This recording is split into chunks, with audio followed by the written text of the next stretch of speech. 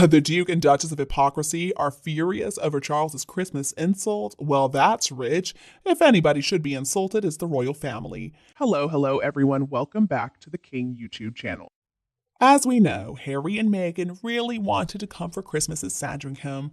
They probably needed to get some more material to sell to Netflix, and they were planning on wearing their most hidden recording devices. But unfortunately, the king didn't let them come. And so now, according to Star magazine, Harry and Meghan are furious over Charles's Christmas insult. It's right there on the cover. So let's take a look at what they're so furious about and why they believe they are in any position whatsoever to be angry at Charles. So I guess this has everything to do with the fact that Andrew and Fergie got to come along to join the family at Christmas, and Harry and Meghan had to stay home and celebrate with Doria in Montecito.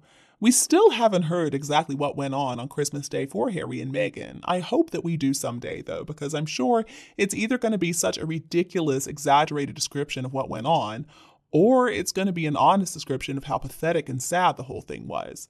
So we've got the headline, Harry and Meghan, the final slap. While Harry and Meghan are placed on the royal naughty list, black sheep Prince Andrew and his ex, Sarah Ferguson, are welcomed into the fold. Now, okay, I still think we've got to remember that in spite of everything, Prince Andrew and Sarah Ferguson did not attack the royal family the same way that Harry and Meghan did. Now, if you've been listening to my channel for a while, you know that I'm not really the biggest fan of Prince Andrew. I think that he's a creep and a perv. I think through his behavior, he has shown that he's morally corrupt, and I certainly believe that he has taken advantage of young girls on occasion.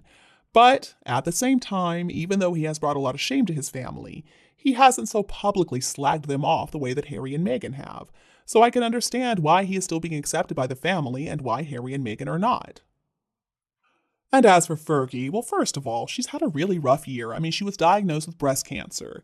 And even though she has publicly made a bit of a fool out of Andrew, she also has never publicly attacked the monarchy. She has always been pretty respectful to King Charles and also Queen Elizabeth when she was still living. The way I see it, Fergie and Andrew's personal problems make news, and that makes the rest of the family look bad by association. But they haven't ever really gone out and just said so many negative things about the family the way that Harry and Meghan have. And to his credit, Prince Andrew has been punished for what he's done. He is no longer a working royal. He is not allowed to serve the monarchy in any official capacity. I mean, basically, he's still a member of the family, but that's it. He's supposed to stay quiet and lay low the rest of the time. I also do believe that King Charles is a very forgiving man. After all, in his Christmas speech, he said, "I pray that we can also do all in our power to protect each other." He encouraged all of us to imagine ourselves in the shoes of our neighbors and seek their good as we would our own. So it does make sense that he would forgive his brother Prince Andrew for all his mistakes he made in the past, and also forgive Fergie for the things she's done, and allow them to come join the family for Christmas. And another thing is, I do believe the king is willing to forgive Harry and Meghan, or at least Harry. Meghan probably not. Meghan shouldn't be forgiven because she's never going to change. But the thing is, Harry has to take the first step. Harry has to show remorse. He has to show that he's ready to change. I think Andrew has done exactly that. We don't know what kind of conversations King Charles and Prince Andrew have had behind closed doors. I'm sure they have worked things out with each other, and really, that's none of our business. But apparently, Harry and Meghan did not appreciate King Charles's gesture of goodwill towards his brother Prince Andrew. Apparently, they were pissed. According to an insider who spoke with Star magazine, people are seeing it as another slap in the face to the Sussexes, and Harry would have to agree. They were the only family members who weren't there. Well, gee, I wonder why that is. I mean, that's the crazy thing to me about Harry and Meghan. Are they really that dumb and delusional? How can they not see there's a very big difference from their behavior versus Prince Andrew's? Now, Prince Andrew has some unsavory habits for sure. He's made some really poor choices in friends, and he also needs to learn how to exercise better self-control. But even so, what Harry and Meghan have done is a lot worse. Harry and Meghan have tried to single-handedly bring down the monarchy. Andrew was just horny for some teenagers. Well, according to the insider, it was just too much for Harry. Harry finds it irritating that Andrew and Fergie joined the family at church. Andrew because of his ties with Jeffrey Epstein, and Fergie because she's not even part of the royal family and hasn't been for some time. Well, again, Harry seems to be misunderstanding what is going on here. And let's remember that Endgame, Omid Scobie's book that absolutely vilified Catherine and also really said some horrible things about King Charles and Prince William too, was published just a few weeks before Christmas. As if Spare wasn't bad enough, Endgame really crossed a line that shouldn't have been crossed. And nobody believes this story that Harry and Meghan didn't have anything to do with it. It has their fingerprints all over it. There is so much information contained in that book, especially the stuff about the late Queen's passing and her funeral. There's no way that Omid Scobie could have gotten that information unless it came from Harry. And even if it was indirectly, even if it was Harry telling a friend and the friend telling Omid Scobie, it still counts. It still came from Harry. Now, according to Star Magazine, William was also not very excited about Andrew being included at Christmas. According to The Insider, William has long been the voice of caution, and he has tried to convince Charles to be careful where Andrew is concerned. I suspect that part could be true. I mean, William, I think, is worried about the future of the monarchy. He doesn't want the family to be embroiled in any more scandals, understandably so. It does not look good for the royal family that Andrew is named in this list of people who were very close to Jeffrey Epstein. I'm talking about the list that just came out.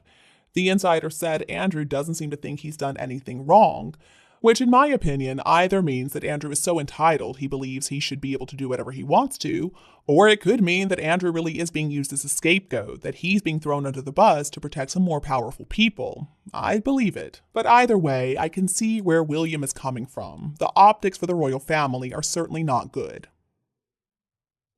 But at the same time, this was not a public event. This was a family occasion. This was Christmas, for God's sake. And at the end of the day, I'm just not so sure the citizens of the UK and the Commonwealth have the right to tell the king that he's not allowed to include his own brother in family festivities. Nobody is talking about reinstating Prince Andrew as a working royal. Now, if that were to happen, then absolutely the citizens would have every right to protest. But including him in private family events, I don't know. I think it's okay. And really, Harry should be glad that Prince Andrew and Fergie were included. He should see that as a sign that maybe there is a way back for him. Maybe if he can find a way to make peace with his father, then he'll be invited to family Christmas too. And there's a reason I said make peace with his father, King Charles. I don't think that William is going to be willing to forgive Harry anytime soon. But as long as King Charles is still living, he's the patriarch of the family. I would think that he has more say in who gets to come to Christmas than William does. I would guess that the king also carefully thought about the reasons that Harry and Meghan wanted to join the family versus the reasons that Andrew wanted to join. Harry and Meghan are trying to rehab their image. They're trying to get back in the family because they have failed in the US. As the Insider notes, they're desperate to make a comeback after a difficult 2023. They want to project themselves as straightforward and focused on their work, end quote. So okay, they wanted to join the family for Christmas to make themselves look good. Is that any reason for the king to invite them? I don't think so. And you, what do you think about this report that Harry and Meghan were furious and felt insulted by the lack of invitation from King Charles? Did they have any right to feel that way? Please let me know your opinion below in the comments section. As always, if you enjoyed this video, please do like and share it with anybody else who would appreciate it too. And don't be afraid to click the subscribe button to get more updates in the future. Thank you so much for tuning in, have a lovely weekend, and we'll be back to see you all tomorrow.